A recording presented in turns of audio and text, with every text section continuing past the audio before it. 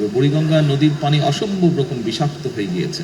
এখানে আরেকটি বিষয় আমাদেরকে খেয়াল রাখা প্রয়োজন, যেই সমস্যাটি শুধু সিলেটে নয়, যেই সমস্যাটি আমাদের প্রায় সবগুলো শহরে সামগ্রিকভাবে হয়তো সমগ্র দেশেই আছে।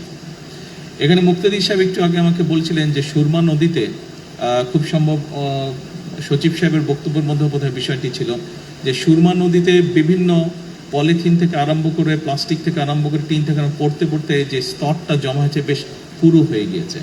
প্রায় বছরখানেক আগে, তখন তো অবশ্যই আমি লন্ডনে ছিলাম, সেখানে আমি যে কোনো একজন ভদ্রলোকের সাথে আলাপ করছিলাম যার কিছু এক্সপার্টিস রয়েছে এই বিষয়গুলোর উপরে। এবং ঢাকার যে বুড়িগঙ্গা নদীর কথা আপনারা সকলেই জানেন, নাম শুনেছেন, সকলে না দেখলেও নাম শুনেছেন। সেই বুড়িগঙ্গা নদীতে ওনাদের বক্তব্য অনুযায়ী প্রায় 2 মিটার মানে 5-6 ফিটের মতন প্রায় স্তর জমে গেছে নিচে, এত স্তর জমে গেছে এই ময়লা জমে জমে। এই বিষয়টি কম বেশি প্রায় সবগুলো বাংলাদেশের শহরের ক্ষেত্রেই প্রযোজ্য, এবং এই বিষয়টিকে যদি আমরা এখনই অ্যাড্রেস করা না ধরি তাহলে একটা সমস্যার মধ্যে পড়তে হবে। বুড়িগঙ্গা নদীর পানি অসম্ভব রকম বিষাক্ত হয়ে গিয়েছে।